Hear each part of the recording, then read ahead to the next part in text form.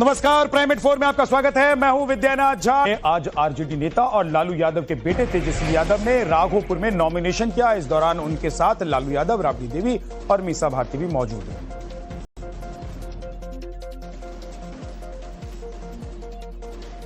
नामांकन से पहले तेजस्वी ने लंबा रोड शो भी किया। नामांकन के बाद तेजस्वी यादव ने साफ किया कि वो सिर्फ एक ही सीट राघोपुर से चुनाव लड़ेंगे।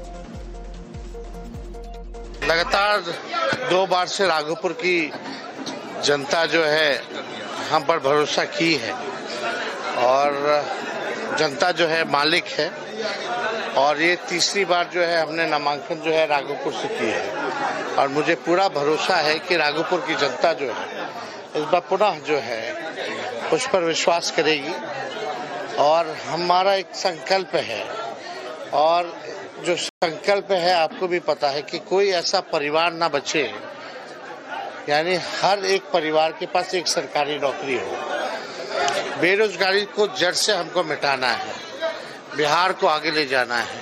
पढ़ाई, दवाई, कमाई, सिंचाई, सुनवाई, कार्रवाई वाली सरकार हमें चाहिए। हमें केवल सरकार ही नहीं बनाना बल्कि बिहार को बनाने का काम करना है। चुनाव से जुड़ी बड़ी खबर यह है कि प्रशांत किशोर, अगली खबर मध्य प्रदेश के इंदौर से है। इंदौर में रिटायर्ड अधिकारी के ठिकानों पर रेड हुई। धर्मेंद्र सिंह के 8 ठिकानों पर लोकायुक्त का छापा हुआ। इंदौर और ग्वालियर में एक साथ बड़ी कार्रवाई हुई है। छापे में 75 लाख नगद और 1.5 किलो सोना बरामद किया गया है। महंगी कारें, परफ्यूम और रिवॉल्वर भी जब्त की गई है। बेटे बेटी के फिल्मी निवेश के भी सबूत मिले हैं। 2020 में निलंबन के बाद भी नहीं थमी ठाठ की जिंदगी। मध्य प्रदेश में भ्रष्टाचार के जाल ने एक बार फिर से सरकारी तंत्र की पोल खोल दी। लोकायुक्त की टीम ने रिटायर्ड आबकारी अधिकारी धर्मेंद्र भदौरिया के इंदौर और ग्वालियर स्थित 8 ठिकानों पर दबिश दी, जहां से नकदी, सोना, लग्जरी कारें और कीमती सामान का जखीरा मिला है। सूत्रों के मुताबिक करीब 75 लाख रुपए कैश और 1.5 किलो सोने के साथ ही परफ्यूम कलेक्शन और रिवॉल्वर तक बरामद की गई है। भदौरिया की वैध आय करीब 2 करोड़ मानी जा रही है, लेकिन संपत्ति कई गुना ज्यादा पाई गई। इतना ही नहीं, जांच में यह भी सामने आया है कि उनके बेटे और बेटी ने फिल्मों में मोटी रकम का निवेश किया। इंफॉर्मेशन प्राप्त हुई थी कि धर्मेंद्र सिंह भदौरिया हैं सेवानिवृत्त जिला आबकारी अधिकारी अलीराजपुर, जो कि अभी 31 अगस्त को ही सेवानिवृत्त हुए हैं। इनके बारे में सूचना मिली थी कि इन्होंने आय से बहुत अधिक संपत्ति अर्जित की है और गैर आनुपातिक रूप से इन्होंने संपत्ति अपनी आय से बहुत ज्यादा प्राप्त की है। इस पर सत्यापन कराया गया तो आज इनके करीब 8 ठिकानों पर एक साथ रेड हुई है। इस रेड में इंदौर पुलिस अधीक्षक श्री राजेश सहाय साहब लीड कर रहे हैं और सपोर्ट में हमारे साथ उज्जैन की टीम है और ग्वालियर की टीमें भी हैं। इंदौर में इनके 60 ठिकानों पर, जिनमें कि कैलाश कुंज का इनका आवास, काउंटी वाक का इनका निर्माणाधीन आवास, यवी ग्रीन स्थित इनका फ्लैट और बिजनेस स्काई पार्क में इनके 3-4 ऑफिस। सुरक्षा बलों के लगातार बढ़ते दबाव के बाद आज 61 नक्सलियों ने महाराष्ट्र के मुख्यमंत्री देवेंद्र फडणवीस के सामने आत्मसमर्पण कर दिया। समर्पण करने वालों में हार्डकोर नक्सली वी वेणुगोपाल राव उर्फ भूपति भी शामिल है, जिस पर 6 करोड़ का इनाम था। गढ़चिरौली में आयोजित कार्यक्रम में नक्सलियों ने सीएम के सामने हथियार डाला। अगले साल मार्च तक भारत को नक्सल मुक्त करने का टारगेट रखा गया है। इस वजह से छत्तीसगढ़, महाराष्ट्र और आंध्र प्रदेश में नक्सल प्रभावित इलाकों में सुरक्षा बलों का कॉम्बिंग ऑपरेशन लगातार जारी है। इसी दबाव का असर है कि 61 हार्डकोर नक्सलियों ने सरकार के सामने सरेंडर कर दिया। गढ़चिरौली में आत्मसमर्पण के लिए लगाए गए शिविर में नक्सलियों ने मुख्यमंत्री देवेंद्र फडणवीस के सामने एक-एक कर सरेंडर किया और मुख्यमंत्री ने नक्सलियों को मुख्य धारा में लौटने पर संविधान की कॉपी सौंपी। सोनू उर्फ भूपती हा आपल्या AK-47 रायफलसह माननीय मुख्यमंत्री सरांसमोर आत्मसमर्पण करीत आहे। सुरक्षा बलों के दबाव के बाद नक्सलियों ने सरेंडर और शांति की अपील की थी, जिसके बाद सरकार ने कदम उठाया। जिन नक्सलियों ने सरेंडर किया उसमें वेणुगोपाल, जिस पर 1.5 करोड़ का इनाम था। भूपति नक्सल संगठन में पोलित ब्यूरो मेंबर है। भूपति 80 के दशक से नक्सल गतिविधियों में जुड़ा था। भूपति के साथ 60 और नक्सलियों ने सरेंडर किया। 7 AK-47, 6 SLR और 6 इंसास राइफल्स बरामद की गई हैं। तो एक विश्वास उनके मन में तैयार हुआ कि ये केवल भाषण में देश की मुख्य धारा में लाने की बात नहीं करता है, महाराष्ट्र में देश की मुख्य धारा में लाने का काम हुआ है और इसलिए वो लोग यहाँ आए। मैं ऐसा नहीं कहूँगा कि किसी सरकार के ऊपर उनका विश्वास नहीं इसलिए वो यहाँ आए, उनको ये पता था कि यहाँ आने के बाद एक अच्छा बर्ताव इससे पहले भी हुआ है और अब भी होगा। इससे 20 दिन पहले छत्तीसगढ़ के दंतेवाड़ा में भी 71 नक्सलियों ने सरेंडर किया था, जिसमें 21 महिला और 50 पुरुष नक्सली शामिल थे।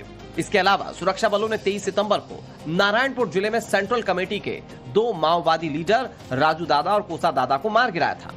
दूसरी तरफ खबर यह है कि आत्मसमर्पण को लेकर और नक्सली भी जल्द सरकार से संपर्क कर सकते हैं।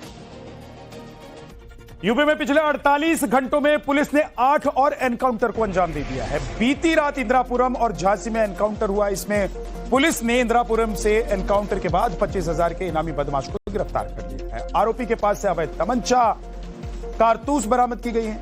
इसके अलावा झांसी में भी पुलिस ने एनकाउंटर के बाद टप्पेबाज गैंग के 3 बदमाशों को गिरफ्तार किया। इस दौरान पुलिस एनकाउंटर में गोली लगने से 2 बदमाश घायल हुए। इससे पहले पुलिस ने कल भी जालौन, फिरोजाबाद, गाजियाबाद, बलिया और बुलंदशहर में एनकाउंटर के बाद बदमाशों को गिरफ्तार किया।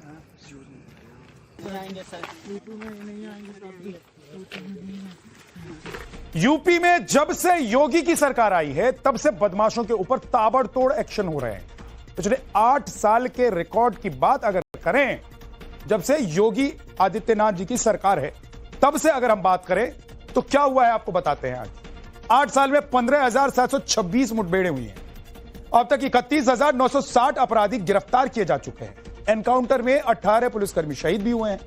मेरठ जोन में सबसे ज्यादा 4,453 एनकाउंटर हुए हैं। दूसरे नंबर पर बरेली जोन है जहां पर 2,059 मुठभेड़ हुई।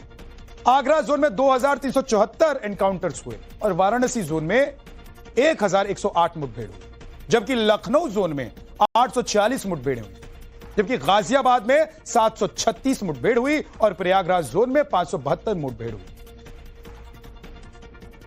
तो यूपी में अपराधियों पर योगी फोर्स का एक्शन जबरदस्त तरीके से चल रहा है। और इसी बीच सीएम योगी आदित्यनाथ ने एक बार फिर से बड़ा बयान, क्या उन्होंने कहा है, बड़ी खबर आपको बता देता हूं। सीएम योगी ने दंगाइयों अपराधियों को अल्टीमेटम दिया है।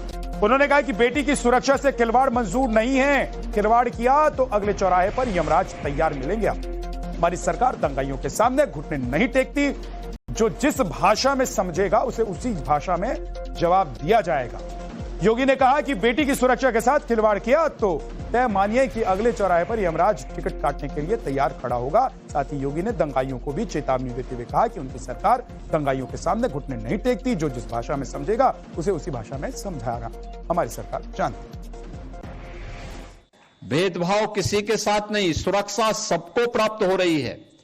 और सरकार की तो पहले से ही घोषणा है कि अगर बेटी की सुरक्षा के साथ खिलवाड़ किया तो तय मानिए कि अगले चौराहे पर यमराज टिकट काटने के लिए खड़ा होगा, छोड़ेगा नहीं। अगर किसी को यमराज से टिकट कटवाना हो तो किसी राह चलती हुई बेटी के साथ छेड़खानी करके दिखा ले। और यह केवल प्रदेश कर सकता, उत्तर प्रदेश सरकार कर सकती है। और ये हमारी वचनबद्धता भी है कि हर बेटी को सुरक्षा देंगे, हर राहगीर को सुरक्षा देंगे, हर व्यापारी को सुरक्षा देंगे। ये सरकार तो जो जिस भाषा में समझेगा उस भाषा में समझाना भी जानती है और अच्छी तरीके से जानती है। दिल्ली की मुख्यमंत्री रेखा गुप्ता बिहार में हैं। आज वो BJP candidate doctor Sunil Kumar के नामांकन सभा में शामिल हुई। सुनिए उन्होंने इस दौरान क्या कहा। ये चिंता करते हैं जनता की, गरीब जनता का काम करते हैं, गरीब जनता के साथ खड़े होते हैं। अरे जो अपना परिवार नहीं संभाल पाए वो क्या बिहार को संभालेंगे। अपना परिवार संभाल नहीं पाए, संभाल नहीं सकते तो बिहार की बागडोर मजबूत हाथों में देनी है। वो मजबूत हाथ जो वर्षों से आपका ध्यान रख रहे हैं और वर्षों तक आपकी सेवा में कार्यरत रहेंगे। ऐसे अपने भाइयों को चुने, ऐसा आशीर्वाद दे कि बिहार की प्रगति के सितारे बुलंद ही बुलंद हो। बुलंद होंगे ना। और मैं ये कोर्ट ने शर्तों के साथ दिल्ली एनसीआर में ग्रीन पटाखा जलाने की इजाजत दे दी है। यानी इस बार दिवाली दिल्ली वालों की धमाकेदार हो सकती है। सुप्रीम कोर्ट ने पटाखा जलाने की इजाजत 18 से 20 अक्टूबर तक के लिए दी है और इस दौरान लोग सुबह 6 से 7 बजे तक और रात में 8 बजे से 10 बजे तक यानी कि कुल 3 घंटे की ग्रीन पटाखे के धमाकों से एंजॉय कर सकते हैं। फैसला सुनाते हुए chief justice of India BR Gavai की बेंच ने कहा कि हमें बैलेंस अप्रोच अपनानी है, लेकिन पर्यावरण के साथ समझौता नहीं किया जा सकता है। इससे पहले कोर्ट ने 10 अक्टूबर को अपना फैसला सुरक्षित रख लिया था इस मामले में।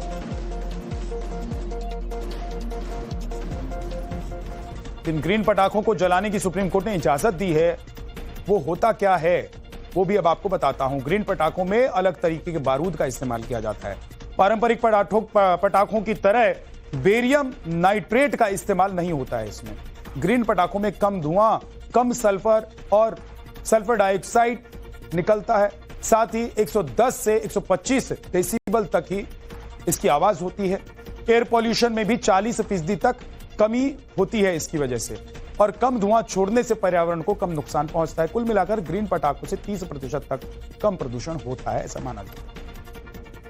दिल्ली NCR में एक तरफ ग्रीन पटाखे जलाने को मंजूरी मिल गई है तो दूसरी तरफ सर्दियों की दस्तक के साथ ही प्रदूषण ने भी दस्तक दे दिया है। दिल्ली में एयर क्वालिटी खराब होने के बाद ग्रेप 1 लागू कर दिया गया है। लोगों से अपील की गई है कि वो पब्लिक ट्रांसपोर्ट का ज्यादा इस्तेमाल करें और निजी गाड़ियों से बचें।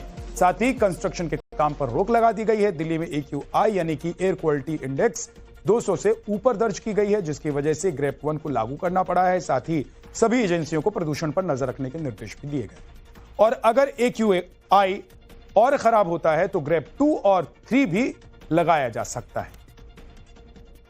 राजधानी दिल्ली सहित NCR की हवा एक बार फिर से प्रदूषित होने लगी है।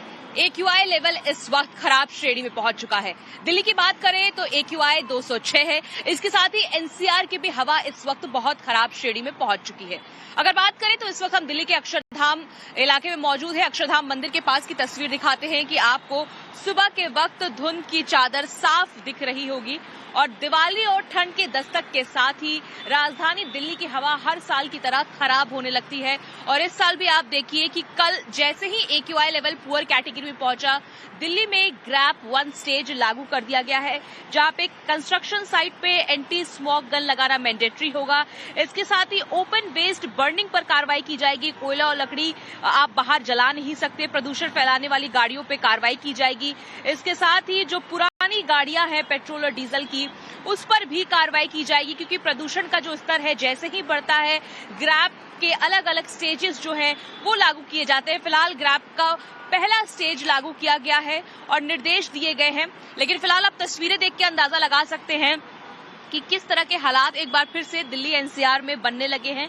अगर बात करें NCR के इलाकों की तो नोएडा, गाजियाबाद, गुरुग्राम, हर जगह AQI 250 से ज्यादा है, जो खराब श्रेणी बना हुआ है। फिलहाल मौसम विभाग का यह कहना है कि हवा की गति धीमी होने की वजह से भी दिल्ली और NCR के मौसम पर इसका असर पड़ेगा और आने वाले दिनों में AQI और भी ज्यादा खराब हो सकता है। फिलहाल दिल्ली का जो AQI लेवल है वो खराब श्रेणी में पहुंच चुका है और इसको देखते हुए ग्रैप 1 स्टेज जो है वो दिल्ली में लागू कर दिया गया है।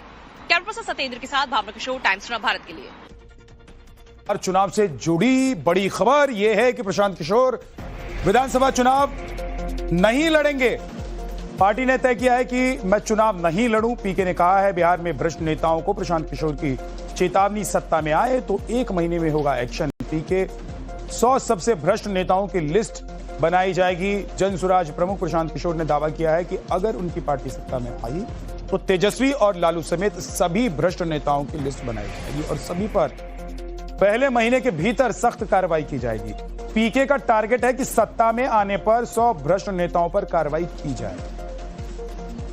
निर्णय लिया है कि मेरे पास पहले से जो काम है इसी को अगर मैं पूरी तरीके से कर लूं तो काफी है। तो अगर मैं चुनाव लड़ने जाऊंगा तो 2-4-5 दिन जो नुकसान होगा उससे जन सुराज के कई प्रत्याशियों को नुकसान हो सकता है। इसलिए पार्टी लार्जर पार्टी हित में मुझे जिम्मेवारी दी गई है कि जो मैं काम कर रहा हूं ये काम करता रहूं।